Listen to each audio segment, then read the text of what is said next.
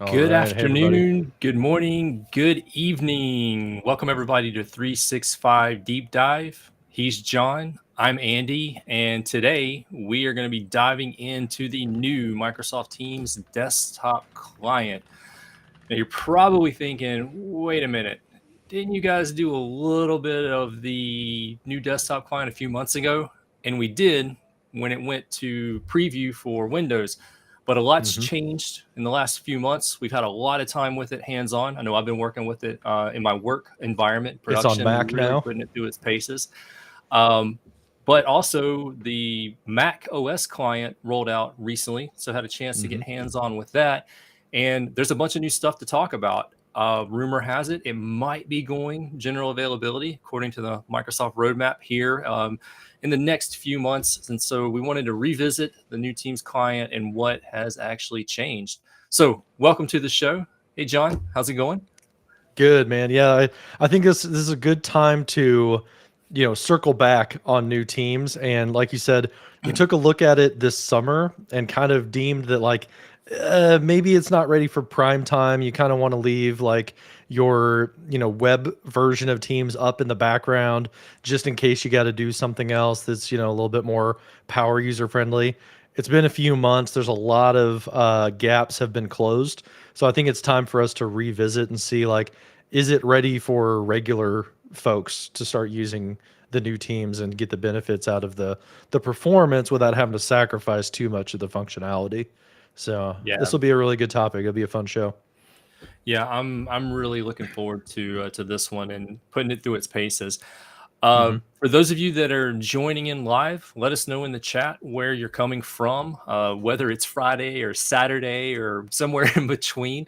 But let us know where you're coming from, and the chat's open, live Q&A. So if you have questions as we're moving through this, we love to demo live. This is going to be a pretty big demo session. Daryl taking a screenshot. Yeah, this is going to be a pretty demo heavy session as we're uh-huh. moving through this one here today. So this should be a lot of fun. We'll be sharing some socials, how you can engage with us. I know many of you are here through YouTube and through LinkedIn and possibly through Twitter, X, whatever we're calling it this month as well. But engage with us on the socials. Feel free to share. We'll share some of that information coming up. But Yeah. why don't we go ahead and dive into the deep dive for today?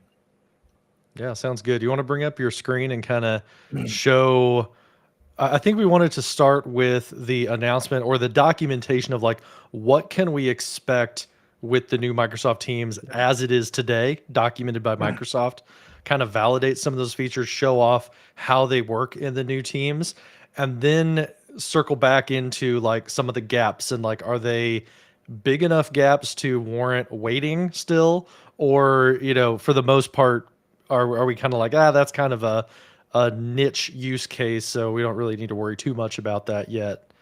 So we'll go ahead and bring your screen on, Andy. And this is the blog post, right? So back to in the Wayback Machine of March, Bing Chat was brand new. We were all excited about that, and things have changed a lot since then. So you want to scroll through this blog post to kind of see where we are today versus March? Yeah, so this was released back on March 27th earlier this year. This was the initial announcement where they're talking about the new era of Microsoft Teams. Inside of here, some of the things that they talked about specifically, and we've tested previously, is that the new hmm Teams is faster, simpler, more flexible, and smarter. This sizzle reel video was really good because it showed load times for the classic teams versus the new teams. We demoed that previously, and the new teams definitely is much faster to load, much faster to work with in a number of different scenarios. From an architecture standpoint, the new teams has been rebuilt. They rebuilt the back end of it, newer technology works a lot better. But hmm one of the things that they talked about initially that really hit home with me is it's more flexible, and they're talking about multi-tenant, multi-account. Many of us that we're working with teams, we're not working with teams in a single Microsoft tenant. We're working with teams across tenants, whether I'm in a production environment and we've got clients and customers who have their own tenant, and we're having meetings back and forth, or I'm in the consultant world and I'm dealing with 9 or 10 different clients at the same time, or maybe I'm a community contributor and I am joining another tenant just to be able to deliver a presentation for like a user group. Multi-tenant, multi-account is a big part of the team's experience, and I think Microsoft was a little caught off guard about around that need. So the new tenant or the new Yeah. client has been built around a lot of that, so it's more flexible. We're going to come back to this in just a couple of minutes because we got some cool stuff we want to talk about there. On top of that, they talked about it being smarter.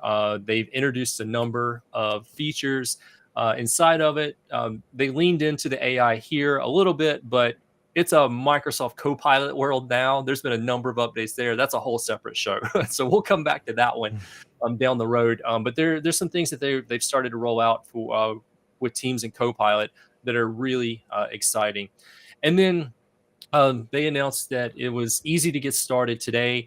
Depending on at the time, if you were in a Windows environment, you could update, and if you were in the public preview early access program, how easy it was to enable it. Now, when we did this previously, we had to enable a policy in the admin center, and then from there, we were able to get it to start showing up for our preview users. I believe that policy is on by default now, if I'm not mistaken. From the Microsoft side, you have to opt out of Mhm. it. And then anybody that is in that targeted release, public preview, or early access program should see that light up in the upper left-hand corner, and they can go ahead and start switching into it. But it was a preview, and that's what they were announcing. So that kind of sets the stage for where we've been. Now, the next thing I want to bring up is the new Microsoft Teams desktop client article. This is in learn.microsoft.com. It was updated fairly recently. September 18th was the most recent update to it. Um, and there's a breakdown of all kinds of things inside of here. So, for example, if you're brand new to the Teams client, like what is it? Well, we know it's been rebuilt from the ground up. This is what it looks like. The interface has been refreshed slightly, but it's still the teams that we know. Whether you're working in chat, whether you're working in a team, using Teams for a team to manage a team and work with a team, you're still going to have access to your calendar and then the other applications. Not everything is quite one to one. We're going to cover some of that in the show, but this is the new Teams desktop client. Now, with that, some people have some questions. When's this going to be available for my organization? So, as you know, in the article, they talk about it's not yet available for the customers that are listed here. So, for example, it mentions Mac. Well, Mac's in preview, and we're going to demo that today. Both John and I, we're going to go back and forth between Mac and Windows. If you're a VDI customer, Mhm. not available there, and it's not available in the web. So this is strictly the desktop application, but that's where I think you're going to get the most value out of it is the desktop. That's where I typically use it, especially from a presentation standpoint. And then we are talking non government cloud. So if you're in like GCC, GCC, High, DoD, it's not going to be available for you yet. And then there's a couple of other use cases that are there. That's all documented in the article, so definitely reference that. Mhm. They do have a rollout schedule for this. What we're going to show today, this is still preview. Technically, it's still preview, so keep that in mind as we're moving through it. It just means things are subject to change. We're going to talk about where they're actually updating the schedule in just a minute, show you a little bit of that. And then when are users going to see that new Teams toggle? Depending on um, the whether your policy internally is to for the targeted release and the early access is whether you're going to see that light up. And your admins can control when your teammates see it. But I've been testing it in both my private environments and in a production tenant. I pretty much run it as my daily driver in my production tenant on Windows, and I've had a great experience there. But the down below, you're going to see the update channel listed. So the public preview program, the targeted release program, those are available now. If you're in the current channel release late September, you should start to see that switch light up. If you're in the monthly enterprise, it's going to be late October. Semi-annual, you're looking at October for your preview, and then if you're in the annual enterprise channel, you might see that in January. And again, just a disclaimer for those of you that are government cloud, they've included that. Next question people have is, when is it going to become the default client? So you're going to be able to pick and choose your own adventure there. But based off of the licensing here, they're saying October of 2023 is potentially when it would become the default client. That implies to me that that's when they're looking to go GA with this, general availability for everyone out there. And then they've just got some more on the various update channels. So that being said, I'm not going to read this whole article to you, just kind of paraphrasing a couple of things. So let's move down, and we're going to start off our deep dive into what features are missing, because that's the thing. Like, we've had the classic client for quite a while now, and people really want to know, well, I can do this in the classic client. Is this available? Because this is the thing that I really need. Off the top of my head, breakout rooms. We'll talk about that in just a little bit, but that's something that some of my users are really wanting, and that might be a barrier to entry for them, not having breakout rooms available. So there's a really great resource from Microsoft. It's from the Microsoft adoption. They link here. But if you go to this particular article, and we'll provide all the links in the show notes, or if somebody out there wants to throw them in the chat, that'd be awesome too. Yeah. But from Microsoft adoption, they put together a really great set of resources. And the thing that we're really concerned with is the features. So you can see this was last updated on September 21st. And it talks about the features in the new teams for both commercial and education. It tells you what's available now. There's a pretty detailed checklist, and then it tells you what's coming later this calendar year. So, for example, you can see Mac, VDI, they're listed as coming later. Some of the advanced calling features like delegation coming later. Access for personal accounts for those of you that are using Teams for personal. And so some things that are popping up and coming later. This was kind of fun. Avatars. We're going to talk about that in just a little bit, but even with the rate of release and change, they're having a hard time even being keeping up some of the documentation about what's actually changed. But this is a pretty good resource to start with, and then you got some links to share out from that. But some of the things that are missing, those are your resources. But we're going to start here. What features are changing, and we just want to call out some of the things that are going to be a little different. Who's moved your cheese?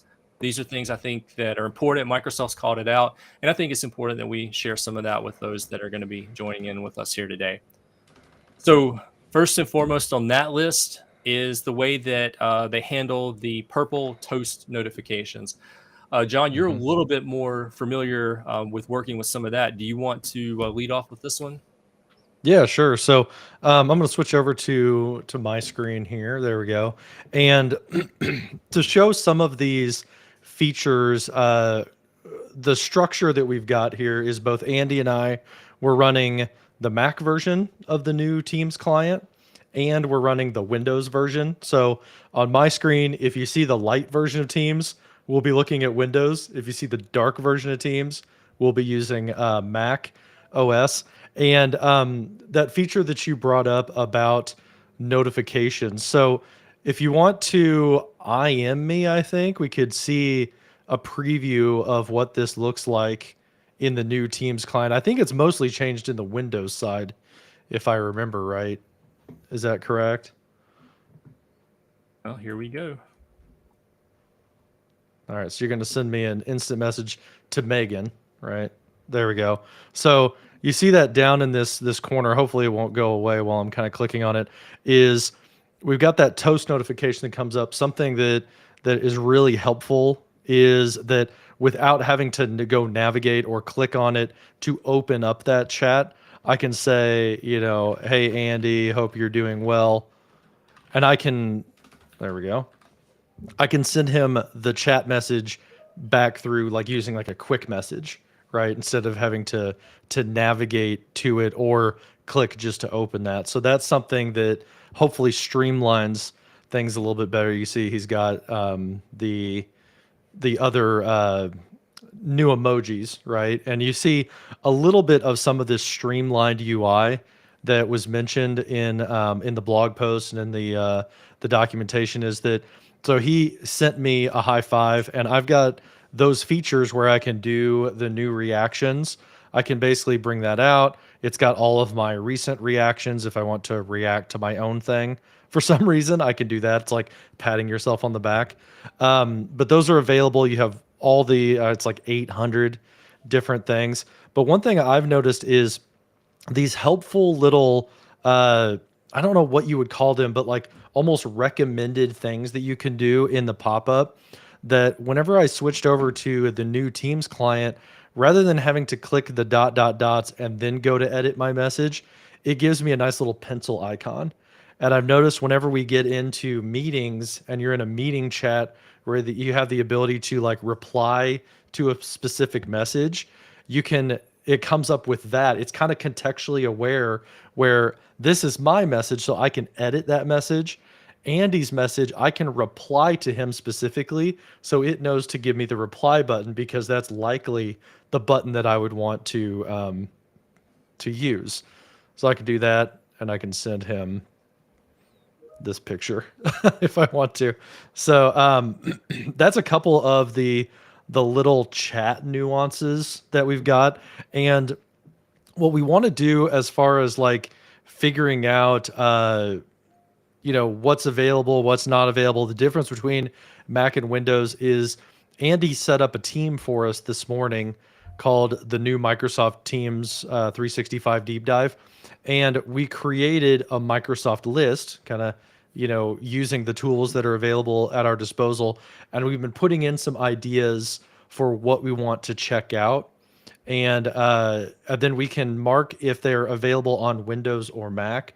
So at the end of this, I'm hoping that we can have kind of a heat map of what is and isn't available. So I think if we collapse some of these other options here and focus again on those chats, you think first, Andy? Yeah. We talked a little bit about some of the fun stuff like the emojis and things like that. You saw that GIFs are available, stickers are available as well. And they're all they've been collapsed under a single button now. So now whenever you open this up, this is kind of similar to how like Discord does it, where you have the ability to do emojis, GIFs, or stickers. And that's if you search, for like metaverse. If you search across, it will search all of those different resources for you. So I saw Dwayne said like high fives. So I can do like high five. And then it gives me, there's an emoji for that. There's a sticker for it. And there's a whole bunch of GIFs for it as well. So I can, get, I guess, a streamlined fun stuff is what they used to call this. It streamlines it a little bit. And then we want to check out the pop-out chats as well. So just like before, this is a pretty critical feature to a lot of folks, is the ability to pop out a chat into a new window. So if I'm talking to Andy over here, but I want to be talking to like Patty over on the side, I can click the pop-out button, and that works just like it did over in the classic Teams. And if we flip over to the Mac version, again, I can do the same stuff. I can go in here, I can add a picture of a gift, and I can pop out this this chat with Pradeep right here. So I think we could mark both of those as green for Mac and Windows, Andy. So if we want And to I do think that, there's one more thing that we should bring into that conversation. So let me yeah, go ahead. into this. So we got our conversation going here. I'm going to pop that out into this window here. So I got that. We're good. And then I'm going to head over here, and I'm actually going to switch up. And 1 second, what I want to switch up is I need to bounce back over to my other one of my other tenants. And so what I'm going to do is I'm just going to switch over there. And while that's happening, I've switched in the background. I'm in a completely separate location. I'm doing other stuff, other work over here. And as part of that, I'm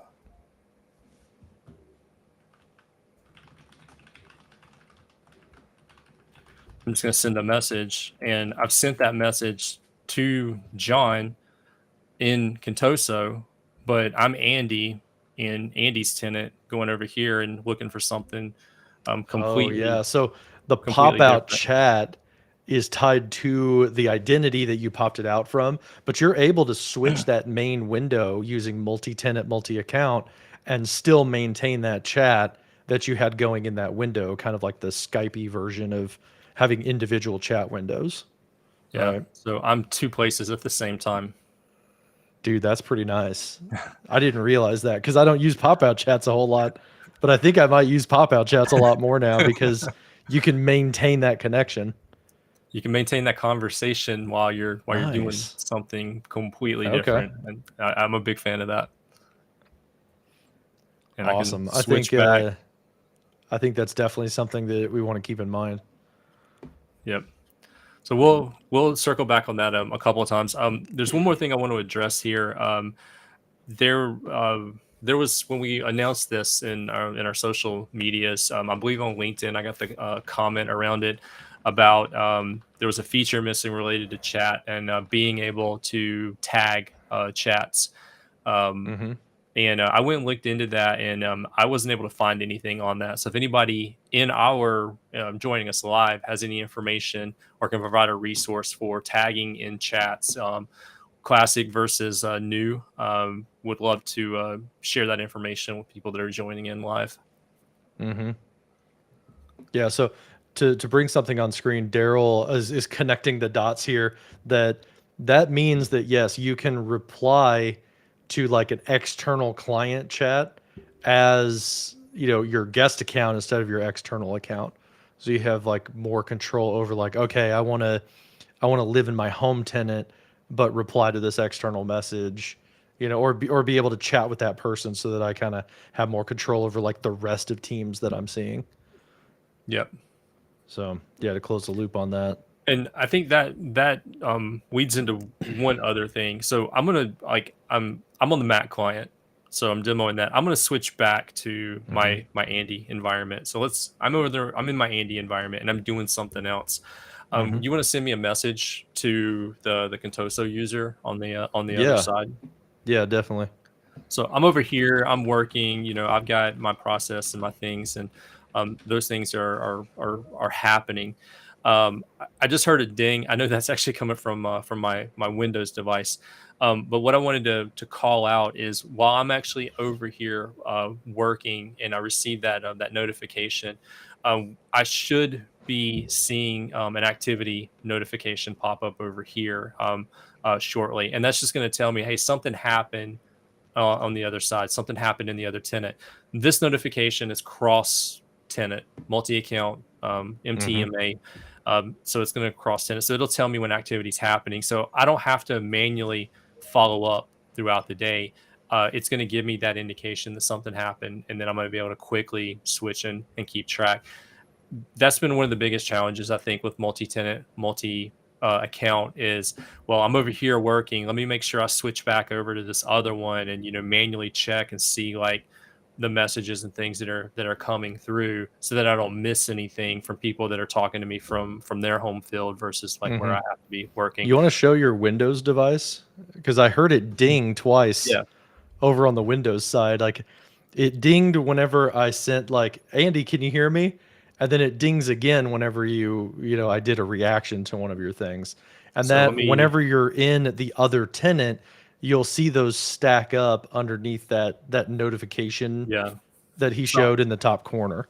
I'm on the Windows side now if you want to send that one back over. Oh, yeah, okay. Yeah, the reason you heard it is because I was in the Contoso on the Windows side, so it was like I was actually there. So we'll send it back over here.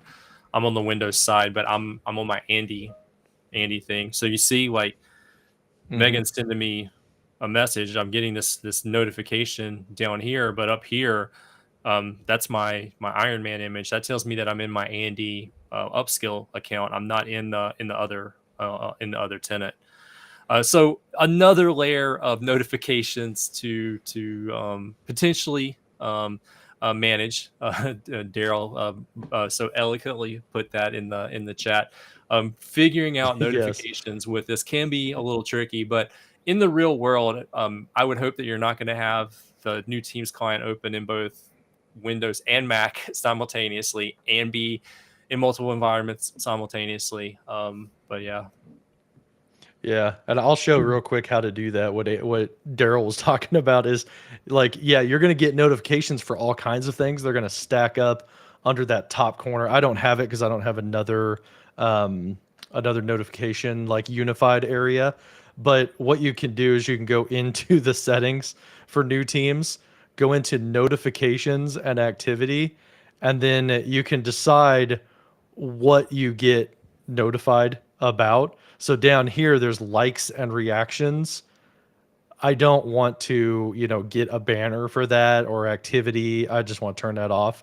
And then now I won't get, a bunch of like, hey, so and so thumbs up your message, things like that. So that's how you can clean that up a little bit. And you do that when you're logged into that tenant. So, if you flip over to your guest account, you can go into the settings, adjust that over if you want to as well. So that's helpful. I'm curious if anybody in the chat knows, like we saw the toast notification pop across, right? That came right up and he could have done a quick reply if he wanted to.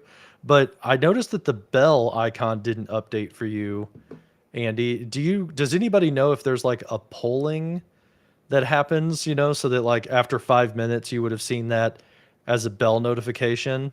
I don't know that I've tried it in real time before, but it doesn't seem like it was happening immediately like a push. Yeah, I noticed that as well. It came through the desktop notification. I should point out that this particular Windows environment is non-customized. The only thing that I've done is Mhm. install apps here. I haven't made any changes to the system notifications. I haven't made any changes to the Teams client other than logging in with the accounts. I wanted to keep it as bare bones as possible for this particular Windows environment. Mhm.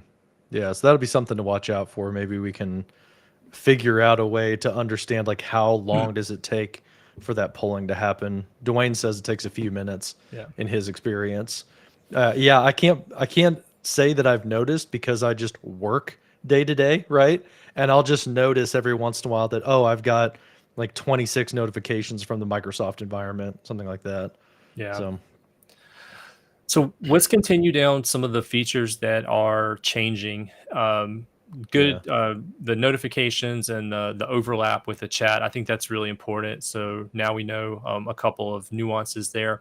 Hmm. Um, on the article from Microsoft, there's next up is the wikis. In the classic team clients, you could add a wiki to a channel. Now in the new one, you'll no longer see the wiki. You're going to be using the Notes app Hmm. instead, and that's going to bring in a OneNote notebook into that experience. I think that's an overlap with some of the changes that were happening in the classic teams, anyways. The move away from Yeah. wikis to OneNote. Um, I don't know if we want to demo that or not because I think the overlap on that one's Yeah, I noticed it comparable. in mine. I'm gonna flip over. So I noticed that whenever you created this team, yeah, of course there wasn't a wiki there. That's part of that existing change that like wiki is being retired. Now we got that notes field.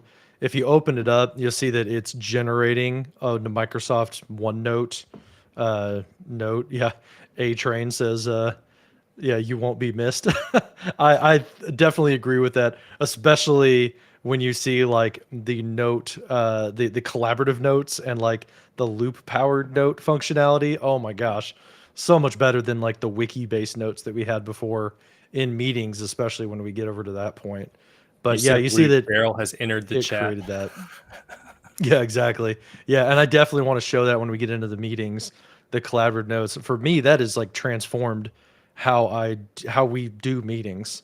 It's been probably the biggest significant change I think in the past couple years is meeting notes are like actually useful now, especially how they sync over the tasks and stuff.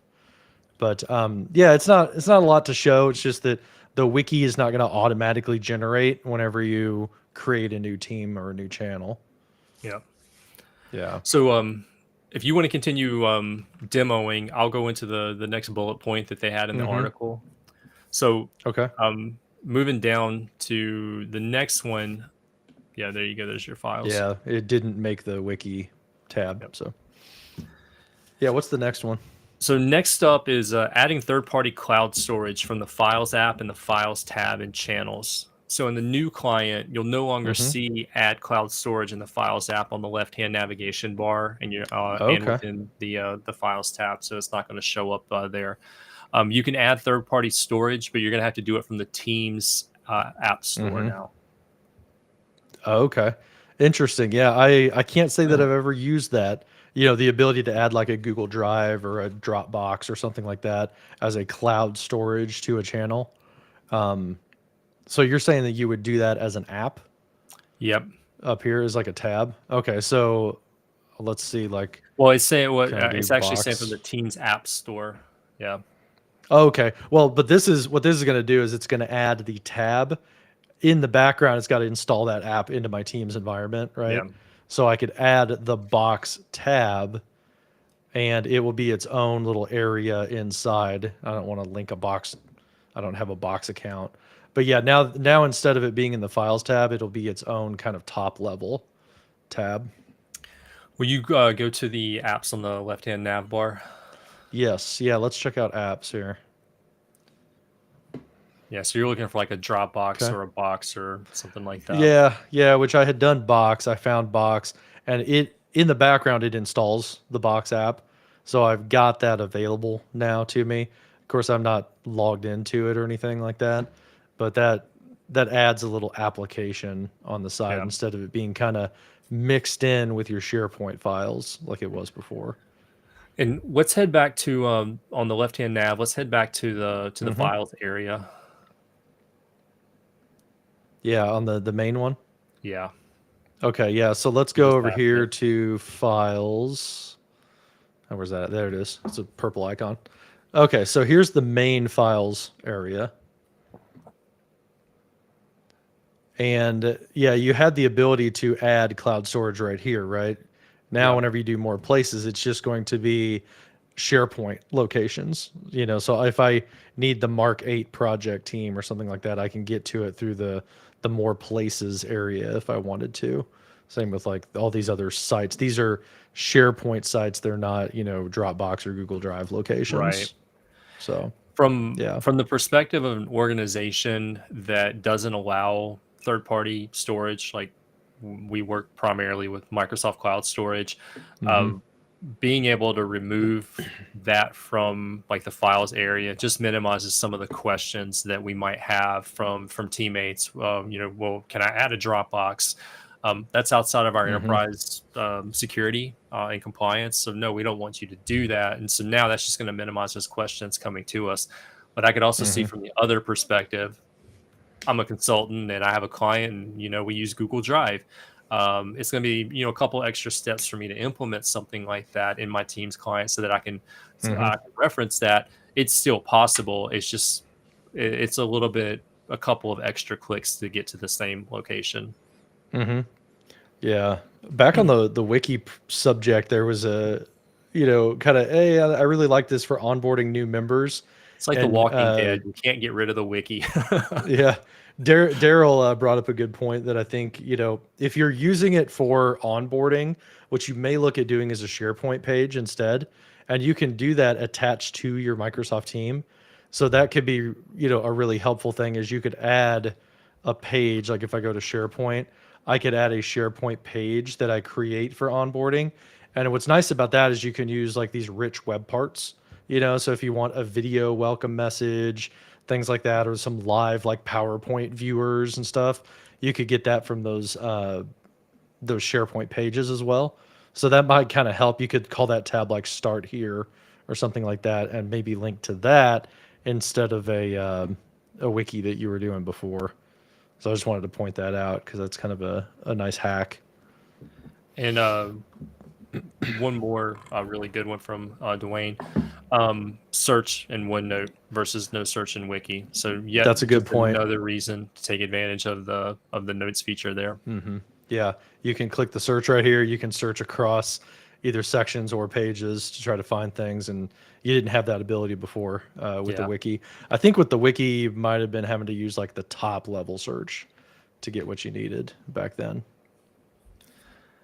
All right. We're going to So head yeah. back to chat for the next two bullet points. Okay. Yeah. Um, and these kind of coincide or overlap with one another a little bit. So, Mm-hmm. from the things that have changed in Classic Teams client, when you were in a one-to-one chat, you could look up the organizational chart for the person you were communicating with. Mm-hmm. Also, you were able in the one-to-one chat to look up LinkedIn for that person. So if they had their Mm-hmm. LinkedIn profile connected, you would be able to see that. And what's actually changed on this is that it's not a specific call out in the interface or in the chat, like along the top. What you do now is you actually go to the person's avatar. So whoever you're communicating Yeah. with, go to their avatar, or their profile photo, and then when Uh-huh. the card pops up, then you would be able within that card to navigate to their organizational chart or their Mm-hmm. LinkedIn profile. Yeah. I was trying to show that it flipped over to another account entirely. Mm. In the old Teams, yeah, you had a tab up here at the top for organizational chart. Now what you'll want to do is you'll want to get that from the person card, which if I just mouse over Pradeep here, I can do the org chart. I can see his LinkedIn. Or if I click on his face right here, then it will bring up the larger version of that. I can see who he reports to, all of that type of stuff for Yeah. like possible matches. If I show organization, there's Pradeep to Nestor to Patty. So that's how you get to those in the new Teams era. So there's, I oh, like there you go, accountant at Contoso. the people card. I liked everything Uh being huh. under one area. Like when it comes to like trying to find out more information about someone, I that's just super handy, especially in a larger Mm-hmm. organization where I might not work with people directly all the time. Just being able to go here, have the small card pop up, get some of that info, and then go into the larger experience. I find that to be really helpful. And then bringing in the Mm-hmm. org chart as well as LinkedIn if they want it. That's a nice update. Yeah. The nice bonus too, if you use this like people card, getting used to using that, it's kind of second nature for me because the other thing it tells me is the time zone the person's in. Yep. And in my organization, most people are either Eastern or they're in London or something. I can see what time it is and where they're at. Yep. So I'm used to using that already. Now the org chart is just right there, one click away. So, All right, let's keep moving forward. So next up, in mhm. the Classic Teams client, when adding a document library, that experience has changed in the new Teams client. So I'm in a Okay. team, I'm in a channel, and I want to bring in a document library. Hmm. We would tab it in along the top. What's going to be different now is that there's not a standalone app for that. Everything's consolidated under one SharePoint app. Previously, you had a SharePoint document library app, you had a SharePoint app, there was a separate list app. There were a couple of different versions of that. The Hmm. new experience has updated that a little bit, and I'll drive Yeah, over you to want to over demo this that one. one? Okay. Cool. I've added the So org chart thing to our list yeah. for tracking. So like I'm just going to head in, and you can see there the bell notification finally came in for me. That there was a message over there, so it looks like it was just a couple minutes, like Dwayne said. So let's switch Hmm. back into our Contoso environment, and then I'm going to head into one of the teams that we've created. We'll go into one of the channels here, and then along the top, we're going to look to add a tab, and Hmm. let's just see all. And you see now there's one consolidated SharePoint app in here. So when we select this one, you're going to get a lot of options underneath it. So I'm just waiting on it to load. So now when we go in, uh, it's asking me where this content exists. So the default is the current team that I'm in, but I could select any SharePoint site. So I could broaden this provided I have permissions and access to it. And then Hmm. down here, you see it says paste a link to the SharePoint page list or the document library. So it really is a Swiss Army knife for SharePoint. I'm going to go back to the default here.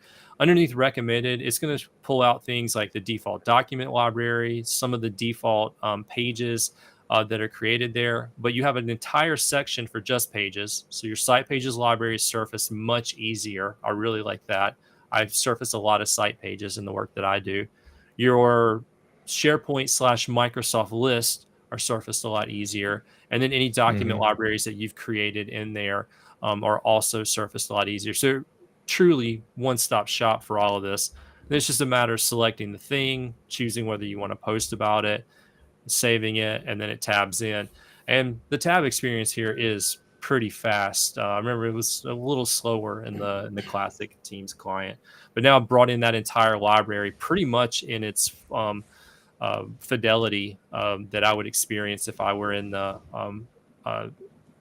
the web browser, and I would be able to work with just about the same experience from there. So that's Mm-hmm. the new experience when it comes to tabbing in from SharePoint.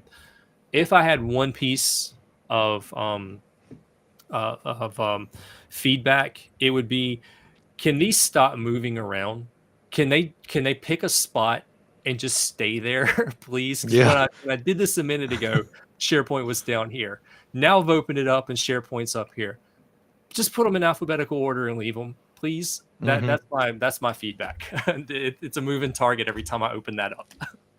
I know. I usually just have to open it up and search for what what I want. Like you saw me earlier, I searched for SharePoint and it offered it up. Yeah, Um, I'm with you on that. Like I don't know, like is it some kind of intelligent way that they're demoing it or something like that? Or yeah, Daryl says like maybe it's mostly used apps or some like most recent recently. apps. Yeah, if it I is, d- just give yeah, me a heads up. I'd love to know. I say personally, I would recently prefer used. alphabetical. That's just the way my head works on this. Well, if it's recent, that's great. But I feel like every time I open it, it's a little different. So Mm-hmm. this is the Windows client. Let me actually go over to my Mac. Same thing. So I'm just going to show on the Mac side because we're just trying to give multiple perspectives. Same Mm-hmm. channel. And then we'll go in, and from here we'll add, see, same experience, see all. And then now SharePoint's in the lower left-hand corner. like, so we'll just tab in. You see, it's going to be pretty much the same experience that we just saw. I really like that it's the same across both platforms there. Mm-hmm. Yeah. All So right. I'll steal the screen again real quick and kind of go to the next thing on the list, which is the activity tab in chats. That's no longer available. So if you remember back in the classic version of Teams, you had the activity where it would show like the the different like what word am I looking for? The different like things that the person has done, like they've shared this file with some with you, the chat things. There's a similar kind of thing available in the Teams area of Microsoft Teams. So if I go into Teams and I'm in the 365 deep dive team, you might have noticed this new kind of like details area for like channel details. This goes to my friend Jason, who was saying something about like I hope it uses my ultra wide monitor a little bit better, so you can see like all this like white space on both sides inside of the channel area, at least right now. I don't know, coming to chat TBD, but in channels you can open up that detail. It slides it over a little bit. That white space got smaller, and not only do you have like the information about like who's in the channel and what the description is, but down here at the bottom, those updates where you can see all, that's the equivalent of like that activity kind of feed. So I can see that like something was changed, somebody was added to the team, all of that. You get like kind of a stream of updates that way. I don't know, Andy, if you use that very much, but I kind of in my actual like EY work, I leave this detailed pane open all the time because I like using that extra space. It's a little bit feels a little bit Yammer community ish to me, where I can see like at a glance how many people are in the channel and stuff. I'm But still I wanted to working the show muscle that. memory in for that, remembering to use it, but I do use it heavily in like SharePoint. Mm-hmm. So if I'm in like a document library, I just open up the details pane automatically without selecting a document because Yeah. it shows like what's happened, what's changed in there recently. It's just a matter of working it into my Mm-hmm. muscle memory for Teams to pay attention to what's happening over there. But like you, like I do Yeah. like having a high level glance at like what's happening and then Mm-hmm. being able to call that out Yeah. or And pop it out. Daryl had a really good point here that that description field that pops up, that's a good place that you could, edit that description and you could change that description to kind of say like, oh, this channel is used for this thing or for that thing. I think it's under, yeah, here it is. So Yeah. use this question or use this channel, if I can type, channel for questions about adoption. So that's another thing, like onboarding users. It kind of like gives them little hints about what to do where. There you go. It's part of that description field now Yeah. on the side. That's a good idea, Daryl. I like that. So, oh yeah, and Dwayne shows mentioned something. That's where your pinned messages would go. So, like if I'm in the, I don't know. Let's see if we can find. Okay, there's a bunch of chats in here. If Miriam, if I want to pin that conversation, go ahead and pin it. Then it shows up right here under pinned. And then I can do that to another one. I can pin multiple conversations now. And you see like the little green thumbtack, they're under that channel details area. So you can kind of see like it's almost like a README file, right? Or something like that in GitHub, where it's like, hey, read these first. You can pin those. Now go to chat and pin Mm-hmm. in chat. Okay. Yeah. So if I want to pin this, like, we're getting our notes, be right back. So I can see that I pinned a message and it's stuck up here at the top notification area, and I can unpin or I can view it. If I go up and want to pin this one, then it wants to replace it. So in chat, you can only have one thing pinned. In channels, you can do multiples. And I'm going to grab it for a So, second because I want to show the yeah, man. comparison. So we saw John pin that over there. This is what I'm seeing on my end. So it's telling me as part of the activity in this chat that Megan Bowen has pinned something, and I do see that pinned thing up at the top. I'm seeing that on the Windows side, and we'll head over here to the Mac version as well, and we'll head into the chat. And you see, I'm getting the exact same messaging over there, and I'm seeing the high five. Now I'm going to hijack it, and I'm going to try and pin something of my own up there. So we'll take this one, and we're going to pin it. So I'm going to replace the currently pinned message. That's going to replace it over there. And you can go and see down here, Andy's updated that, and heading back over to the Windows side, it should have done that. But what I want to see now is bringing John back over to the screen. If it's updating and we're actually seeing the same thing along the top. Yeah, I saw that live.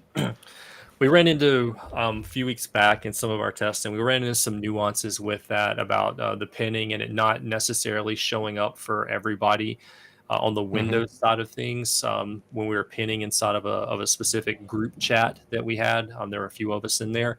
So it looks like some of that's been worked out.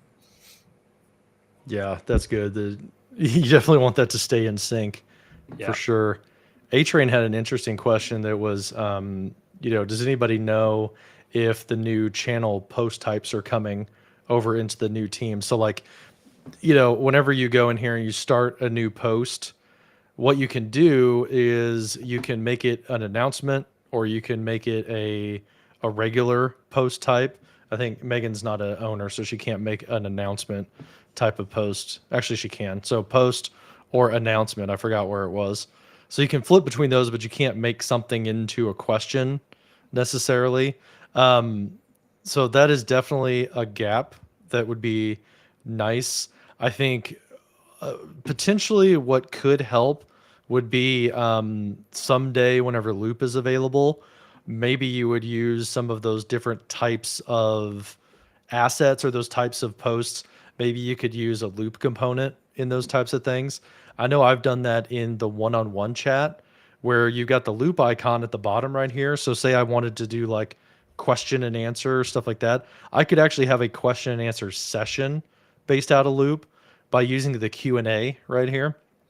And then I could go ahead and I could send that off in here. And then we could have a collaborative Q&A and kind of build an FAQ together.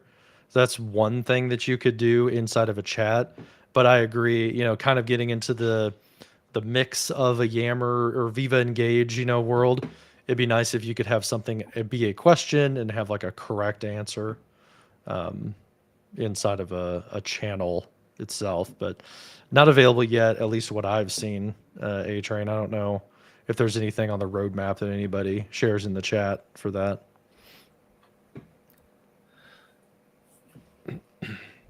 All right. Next up on that list, we have in the classic Teams client, there was the ability to save messages and files in Teams. And in the new client, it says that this is going to be replaced later this year with a similar feature and that it's no longer available. So this is when you go into a message in the upper right-hand corner, look for the meatball menu, and then the save option. And you can save things from a chat, or you can save a message. You can save a file inside of a post. So we'll say they're going to replace that later this year. Yeah. And if you want me to drive on that, I'll show that. Yeah, go ahead and show that part over there. Jay has a question on here. He says, he heard that Microsoft might be pushing back the default into 2024. That would be interesting. I haven't heard anything about it potentially being pushed later than October. What I will say is I did notice that if you look really, really closely at both of us, but like Andy's showing the screen right now, on the Teams icon, it used to say pre in like yellow. Now it says new in teal. So like they're kind of getting the branding updated to show that like this isn't in preview anymore. It's it's the new Teams instead of preview. So I don't know. Everything I've heard is I think it's still rolling towards that October date, but that'd be interesting to see if it gets delayed. All right, so I'm showing here, I'm in a chat, I've got a message over here, and previously we go to the meatball menu and you'd see an option to save, and even expanding in more actions inside of here. I'm not seeing anything in order to save and be able to get back to that. And then you would be able to go along the top, and there was, I believe, a section in here for saved, and you'd be able to see all the saved messages that you had. And if you went into a channel, you could do the same thing. You would see a save option up here as well. I would save stuff, but like the bookmark clients that I typically use, with the exception of one, when I saved things, they just went into the black hole, and I would never really follow up on them. Like the default reader on my web browser, I wouldn't never actually go back and use it. But I can tell you from a production environment standpoint, we discovered something that was, I guess, a bit of a bug or an error. In the classic Teams client, if you were to go and you were to save something, and you went into that save dialog, it would kind of show up over here. Imagine a picture, a list of things that I had saved over here. We have a retention policy on our chats, and the retention policy was for 30 days, and anything older than 30 days is supposed to be deleted per retention. But we found that if you were to if you were to save something from a chat conversation, and you went back and you looked at the list, you would still get most of the message. You wouldn't get all of it, and if you clicked on it, the message was gone, but it would still show up partly in the interface. And so that was kind of a little bit of a issue with retention policies, especially trying to get rid of those things that were older than 30 days. But as we can see here in the new client, there's no saved message for later. There will be something rolling out later. So again, a bit of feedback for our colleagues at Microsoft. Please double check that whatever you implement for saving messages and or content for later is fully respectful of the retention policies that our organizations put in place, because there was still some stuff peeking through even with those retention policies enabled. Yeah. Right. The next thing on the list here is about presence.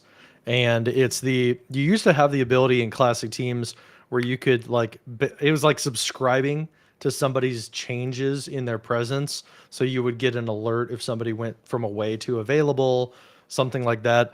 It sounds like you can't do that anymore because it says you select the user's avatar to see their online status, when they're available, that type of stuff. So I'll show that real quick in the chat context. So if I look over here and we're looking at Pradeep, he's offline right now. In the past, I would be able to like, get notified on him. Like, yeah, tag for updates is what it was called back in the day, but that's not available now in the new teams. Instead, what they're recommending is that if you mouse over the person and you get this like people card that pops up, it will say that they're offline. But here's the other detail is they're free all day, or it will say like busy until 8:30 or something like that. So that gives you an indicator of when they're available at the next time. And then, as I mentioned before, you have that time zone thing to kind of understand, like, oh, it's a different time for this person. Maybe that's why they're not offline or something like that. But yeah, it looks like you can't tag for updates like you used to be able to do. I guess micromanagers will be bummed out about that. I personally kind of like that going away because I don't know. I kind of just send me an instant message. This is a persistent chat client. If you want to ask me a question, you can send me a chat when I'm offline. I don't have to be green to get a message. So I kind of don't see a big deal, but I could see people who like if they're, in a more I need to know where people are type of environment, like in retail or something like that, maybe it's a bigger deal to them that you should be aware of. So, any thoughts about in that, Andy? I mean, in you work my in a environment. healthcare space, so availability is important. Well, in my environment, we try to scale our resources as much as we can. We're a small team supporting a large user base, and Hmm. if we don't put people through bookings to request time with us, and they just try to, hey, I noticed you were available. Can you answer a quick question? A quick Hmm. question is never a quick question. A quick Yeah. question typically snowballs and it turns into something much bigger.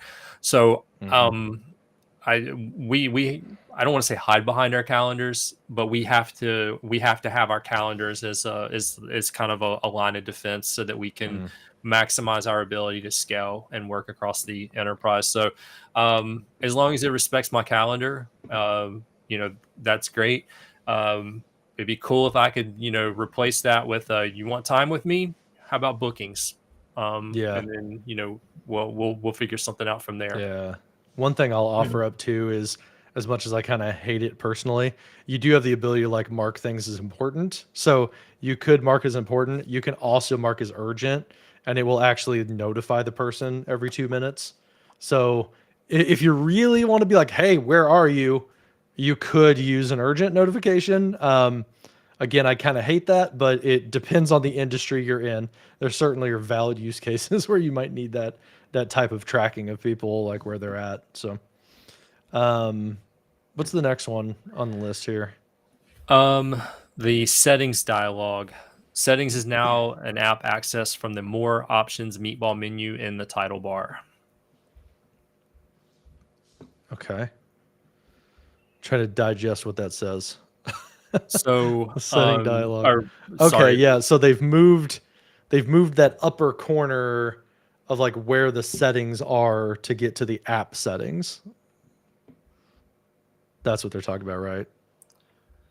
I'm trying to wrap my head around that one.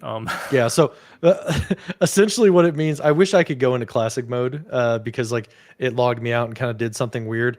But essentially when you went into settings before hmm, for the Teams application, it was a pop-up, right? It kind of was like a hovering window.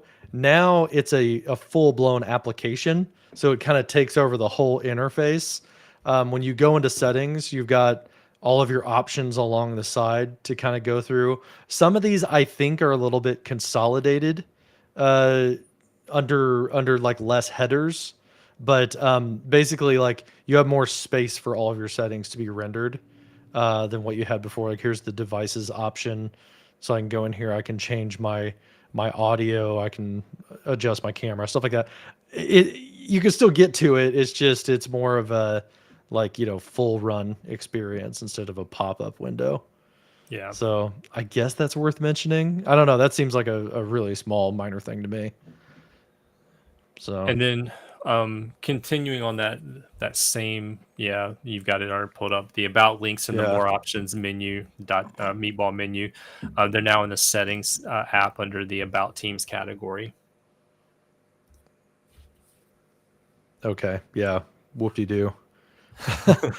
Same with help. The help button is now located under the more options in the title bar instead of being in the bottom corner. Again, you used to have a help button down here in the bottom corner that my name is covering right now on Restream. Now, if you want to get to help, you click the meatball menu at the top, then you can get to help and you can like report a problem, you can submit a bug, stuff like that. So yeah, they've moved your cheese to the upper corner. Yeah, not a huge deal, I don't think. Ability to build teams' personal apps using adaptive cards.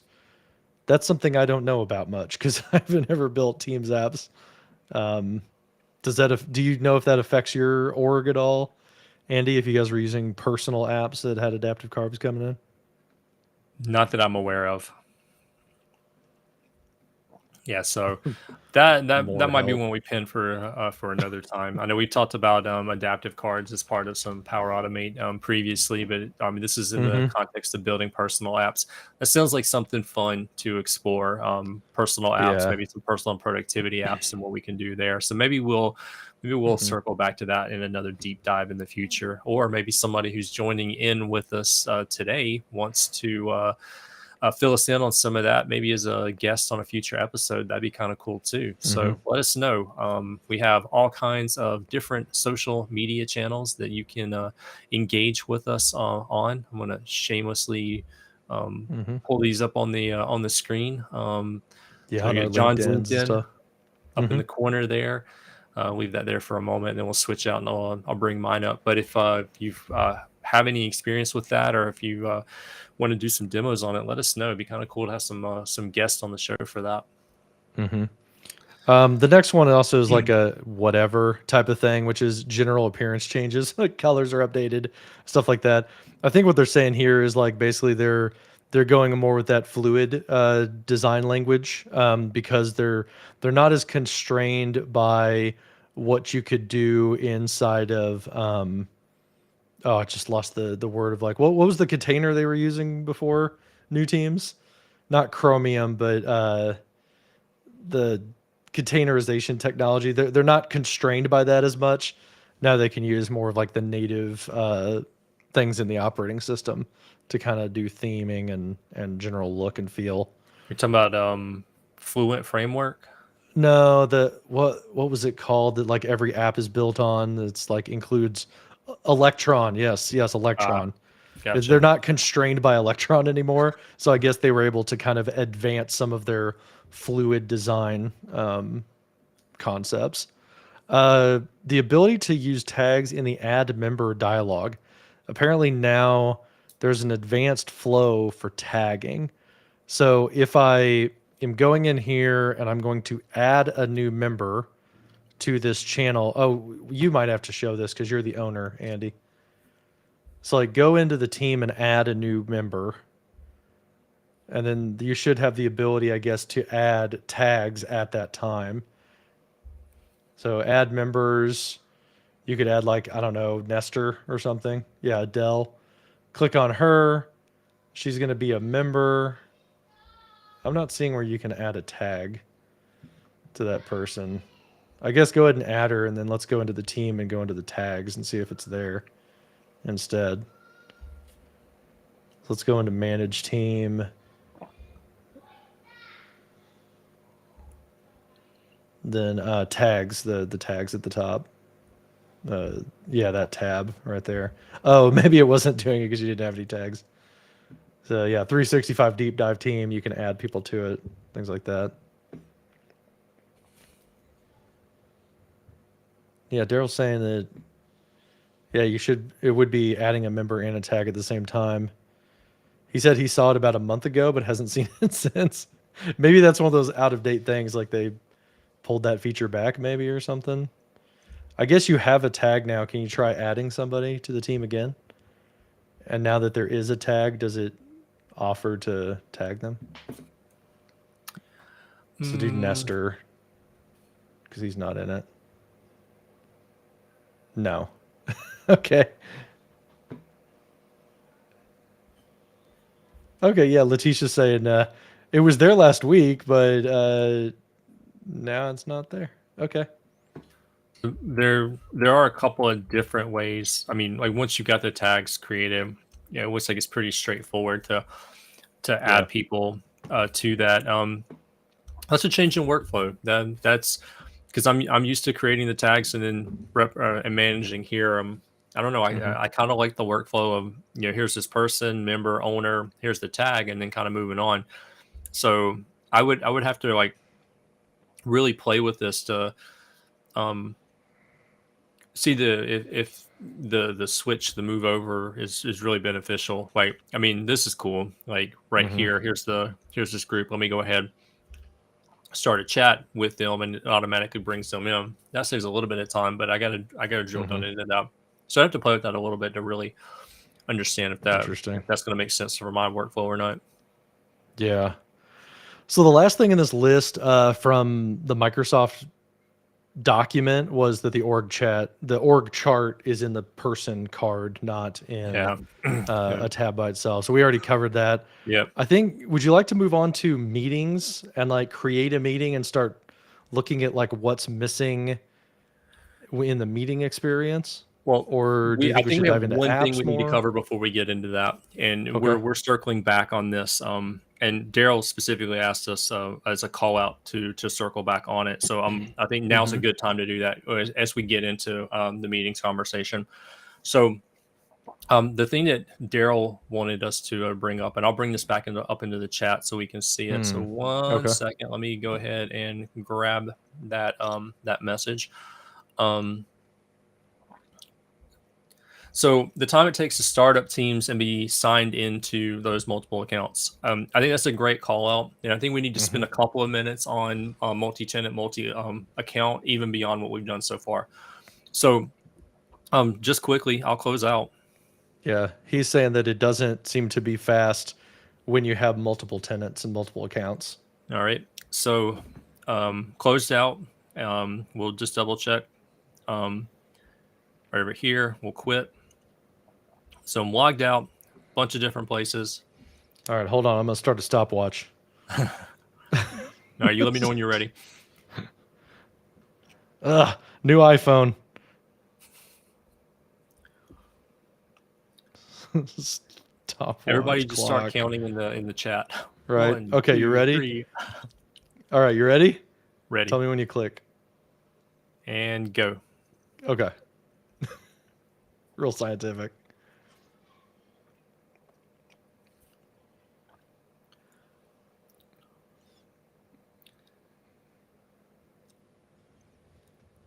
All right. Still Okay, so loading. yeah. The launch and rendering of the window was 8.9 seconds. And then there you go. So now you've got the other, and it was about 15 seconds to get get it to start showing your accounts. Yeah. So with Oh, he that, let's says now switch over. switch to another account. Yeah.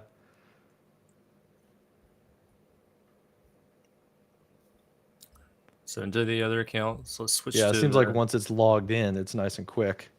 But yeah, it kind of needs to build that account list. Is that what you're saying, Daryl?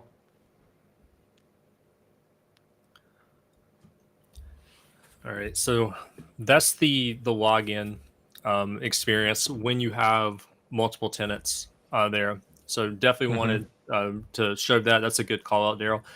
And then just briefly, let's spend a couple minutes on MTMA, multi-tenant, multi-account. So Okay. you see, Yeah. I'm actually logged in as three separate people, three separate Hmm. accounts. I've got two demo accounts, and I've got another account that I work with. And switching back and forth between them, it's pretty straightforward. And we've showed, we can be in chat in one place, and we can go and view the other tenant in the other. But what I wanted to call out here is even within a tenant, Hmm. it's easy for you to go up here. So I can switch between different accounts, but like we've been able to do in the classic teams, I can take this one account and switch between a couple of other tenants as guests. So I'm like Hmm. guests in all of these off to the side. Easy enough to switch there. But now I'm able to actually jump across other to another account and be a member of that organization versus that guest experience. And as far as like adding in additional accounts, the process is like super easy. Mm-hmm.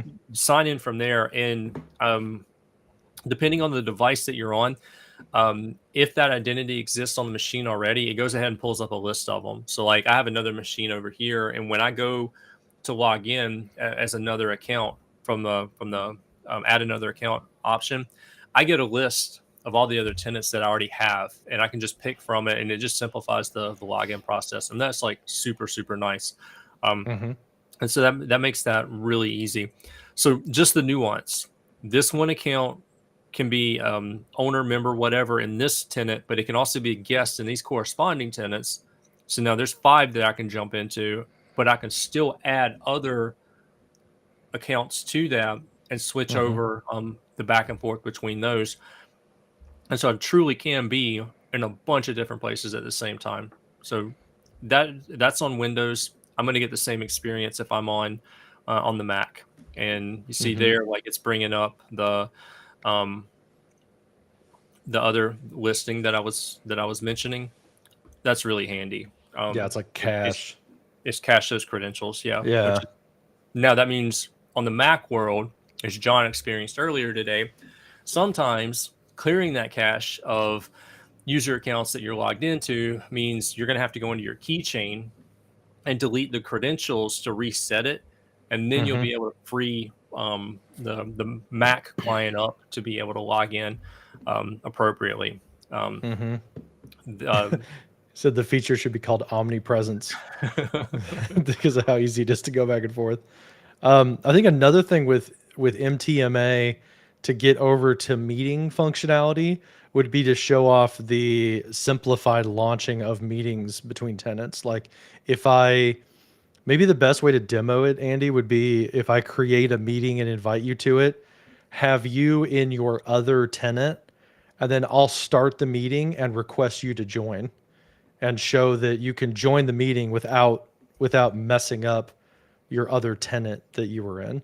Does that make Sounds good. sense? Yeah, I'm gonna hang Okay. out over here, and All right. So I'm going to schedule a meeting then for today, and we're going to call it, I don't know, something about an urgent meeting with Andy.